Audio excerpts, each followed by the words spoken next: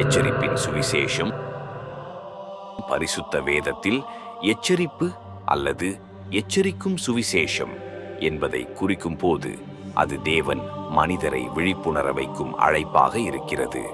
வேதாகமம் சொல்லும் சுவிசேஷம் வெறும் இரட்சிப்பு செய்தி மட்டுமல்ல, பாவத்திலிருந்து திரும்பி கிறிஸ்துவின் இரட்சிப்பை ஏற்றுக்கொண்டு நீதியில் நடப்பதற்கான எச்சரிப்பும் ஆகும்.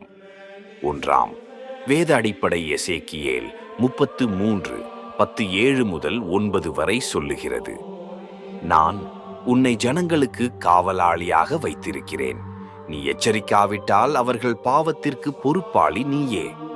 சுவிசேஷம் சொல்லப்படுவது வெறும் ஆறுதல் அளிக்க அல்ல, மக்களை பாவத்தில் இருந்து எச்சரிப்பதற்கான பொறுப்பும் ஆகும். மார்க் 1:15 சொல்லுகிறது, நேரம் நிறைவுற்றது, தேவனுடைய ராஜ்யம் சமீபமாயிருக்கிறது, மனந்திரும்பி சுவிசேஷத்தை விசுவாசியுங்கள். எச்சரிப்பின் மையம் மனந்திரும்புதல். வெளிப்படுத்தல் 14:6-7 நித்திய சுவிசேஷத்தை கொண்ட தூதன் ஒவ்வொரு ஜனங்களுக்கும் எச்சரித்து தேவனை துதித்து அவருக்கு மகிமை கொடுங்கள். இறுதி கால எச்சரிப்பு, தேவனை பயந்து வழிபட வேண்டும். 2 எச்சரிப்பின் நோக்கம் மக்களை பாவத்திலிருந்து விழித்தெழச் செய்வது, தேவனுடைய நீதியை நினைவூட்டுவது, மனந்திரும்பி இரட்சிப்பு வழியில் நடத்துவது, இறுதி நியாய தீர்ப்பிற்கு தயார் செய்வது. 3 இன்றைய வாழ்வில் செய்தி சுவிசேஷம் கேட்பது மட்டும் போதாது, அதை ஏற்று வாழ வேண்டும். பாவத்தில் வாழும் மனுஷனுக்கு கடவுள் எச்சரிக்கிறார், இப்போதே திரும்பு.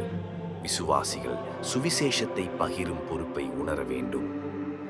சுருக்கமாக, எச்சரிப்பின் சுவிசேஷம் என்பது பாவத்தில் விழித்து கிடக்கும் மனிதனை எழுப்பி மனந்திரும்பச் செய்து கிறிஸ்துவின் இரட்சிப்பை ஏற்றுக்கொள்ளச் செய்வதே.